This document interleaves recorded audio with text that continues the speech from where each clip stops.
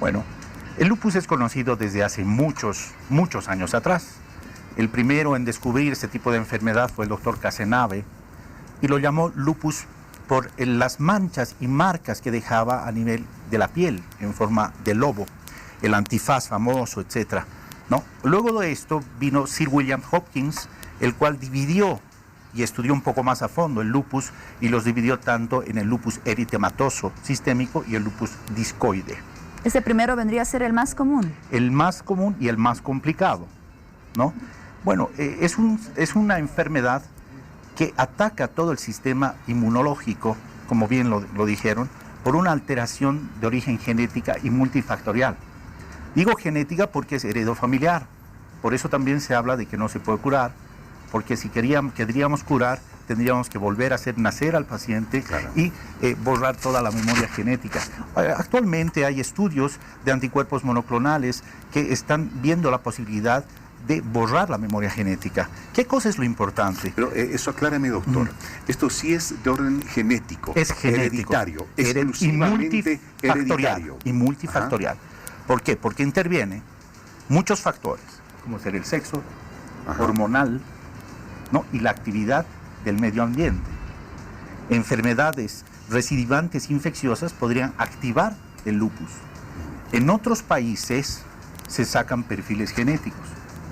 Y el perfil genético nos va a dar qué inclinaciones tiene ese recién nacido a diferentes tipos de enfermedades. Ustedes escucharon hablar de Angelina Jolie. Así es. ¿Verdad? Que agarró y se hizo una mastectomía. ¿Por qué? Porque tiene una inclinación al cáncer de mama. Así es. Sí. ¿No? Entonces, es una manera, más o menos, de saber si ese producto o ese niño en un futuro podría alcanzar a tener un lupus o algún tipo de enfermedad. Acaba de celebridades, ahora tenemos a una Selena Gómez, por Dios, jovencita, una chiquilla brillando allá en los Estados Unidos, en el mundo, y tiene lupus, exacto, ¿no es cierto? Y se está sometiendo a quimioterapia, uno asocia quimioterapia con el lupus, sí. ¿Es sinónimo de cáncer? A ver, no. ¿tiene alguna sociedad? Lo que pasa es que para tener bien puntuada la situación, vamos a comenzar a hablar. Les voy a contar un cuento para que más o menos ustedes se den cuenta. Perfecto. Las células macrocitarias, los macrófagos o grandes comedores, son los productores de antígenos, junto con las células linfocitarias, las células aracniformes y también las células de Langerhans, que van a formar, digamos, este antígeno para mostrarlos a los linfocitos T. Y estos linfocitos T o TCD4 los puedan reconocer bajo las circunstancias del fenómeno de histocompatibilidad antígeno-anticuerpo. Entonces, una vez que los ha reconocido, estos linfocitos T se activan por la liberación de citoquinas, que son los mensajeros que van a activar, ¿no?, estos linfocitos TCD4 o factores antitumorales o antinecróticos tumorales. ¿Ok? Una vez activados, estas mismas células van a sintetizar y liberar la citoquina IL-2. Esta citoquina IL-2 activa a dos tipos de células, ¿no?, como una expresión monoclonal, se podría decir, al mismo tiempo. Las helper cells, que son las células de ayuda, ¿no?, y los otros tipos de linfocitos T, que son los activadores.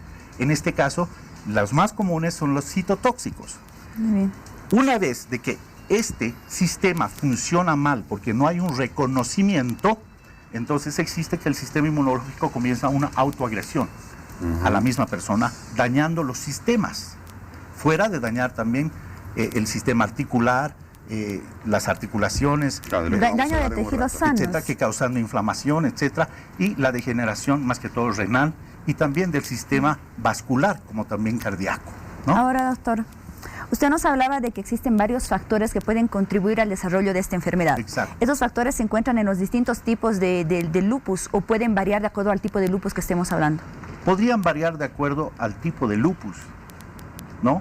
Pero en realidad es sistémico, ¿no? Y la razón y el motivo, la etiología de la enfermedad en sí es inmunológica. Muy bien. Y hemos entendido, porque seguramente mucha gente en este momento en el país está muy atenta a lo que estamos hablando. Ahora hemos entendido lo que es el lupus. Vamos a tratar de profundizar todavía más sobre el tema en cada momento del programa. Pero ahora entendamos cómo se puede manifestar el lupus externamente. Estamos viendo toda esa guerra, esa batalla interna que hay, ¿no es cierto? ¿Cómo se manifiesta el lupus externamente? ¿Cómo podemos darnos cuenta que podemos tener lupus? Víctor Hugo, precisamente por constituirse en esencia un proceso fundamentalmente sistémico, va a tener una serie de expresiones derivadas que pueden ser inicialmente inespecíficas. Va a haber fiebre, va a haber dolor articular, va a haber fatiga, fiebre que uno cuando clínicamente le evalúa no va a encontrar un foco infeccioso específico para poder identificarla. O sea, no es fácil identificar un lupus en una cuando primera se está aproximación comenzando a manifestar. Es un poco complejo hacerlo y va a depender siempre de la evaluación, como decía el doctor, de la historia clínica, de la constatación in situ del paciente, de aquellas características que no siempre corresponden al texto clásico de la descripción de la enfermedad, como el tema de el eritema en alas de mariposa, etcétera, etcétera, no siempre, pero que nos pueden llevar en términos de presunción a hacer posible un conjunto de análisis, ¿no?, que van a empezar a desenmascarar una reacción inflamatoria, crónica, insidiosa, que genera manifestaciones de dolor articular, algunas erupciones cutáneas, el cabello se puede tornar quebradizo. Esas erupciones cutáneas son siempre en la cara, en el rostro, puede ser en cualquier parte del cuerpo. En el cuerpo, pero lo clásico, la descripción que hablaba del lupus eritematoso, más clásico era, se conocía como la mancha en alas de mariposa, ¿no? Es decir, la cara, la nariz se pintaba así, las mejillas también, y parecía una mariposa roja, ¿no? Un antifaz. Entonces, ese tipo de cuestiones nos llevan a la presunción. ¿Estos síntomas, doctor, con qué frecuencia aparecen? ¿Son permanentes? Una vez que aparecen, ¿se quedan de manera permanente o pueden aparecer y posteriormente desaparecer? Muy buena pregunta. La evolución natural de esta enfermedad es también insidiosa. Hay condicionantes externos, condicionantes que tienen que ver con el estrés, que tienen que ver con las dietas, que tienen que ver con muchas cuestiones que pueden intensificar estas situaciones y luego puede nuevamente volver a enmascararse, ¿no? Sin embargo, ya queda, como lo he dicho anteriormente, esa presunción que nos lleva a establecer los mecanismos para poder encontrar la forma de llegar a un diagnóstico preciso. Doctor Arce, desde el momento en que se detecta el lupus, comienzan a manifestarse estos síntomas, ¿no es cierto?, del agotamiento, todos estos problemas que nos ha señalado el doctor Salazar. De ahí, ¿a cuánto tiempo después ya el lupus puede considerarse una enfermedad de altísimo riesgo para esa persona o fatal finalmente si ha sido detectada en un tiempo donde el lupus ya está bastante avanzado? Cuando comienzan los edemas inferiores y cuando comienza una insuficiencia renal, es importante de que todos los pacientes que tienen sintomatología de dolor, artralgias, inflamaciones articulares, etcétera, y cierto tipo también, como decía el doctor, de alzas febriles, cuando se saquen el análisis, que muchas veces les confunden con una artritis reumatoidea, porque saquen FR, ASTO, látex, PCR, CSP, que son los comunes para la artritis reumatoidea, siempre hay que dar una oportunidad al anti-DNA nativo, que es el específico para artritis reumatoidea, o que es el específico para el lupus. Si este es positivo, entonces habremos hecho un buen trabajo porque vamos a tener o vamos a poder, ¿no?, manejar la enfermedad de una mejor forma. Sin embargo, cuando ya presenta una insuficiencia renal y tenemos una creatinina elevada, entonces ya vienen las complicaciones, porque ya hay que pensar en una diálisis y hay que pensar en un futuro trasplante renal, ¿no?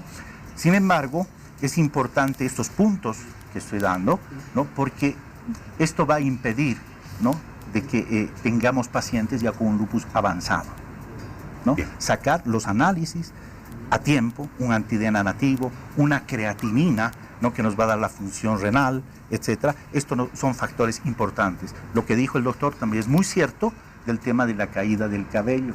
Hay muchos pacientes que presentan caída de cabello. Ahora, el nivel factorial, que es más a mujeres, también se debe al proceso hormonal.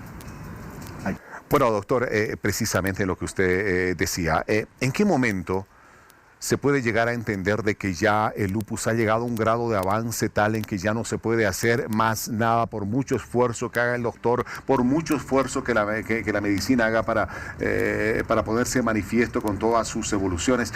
¿En qué momento ya hay que alzar las manos y ya no se puede hacer nada? ¿Cuándo llega eso? Yo pienso que los profesionales de salud no debemos levantar las manos nunca, en primera instancia, porque la esperanza es lo que vale. Ajá. Porque el paciente necesita de esperanza, porque también, así como lo tratemos, vamos a lograr la felicidad del paciente y la tranquilidad, y esto nos va a ayudar también a resolver el sistema inmunológico, porque tiene mucho que ver una cosa con la otra. Usted hablaba del estrés. Es importante, cuando una persona tiene estrés, manifiesta muchas enfermedades inmunológicas.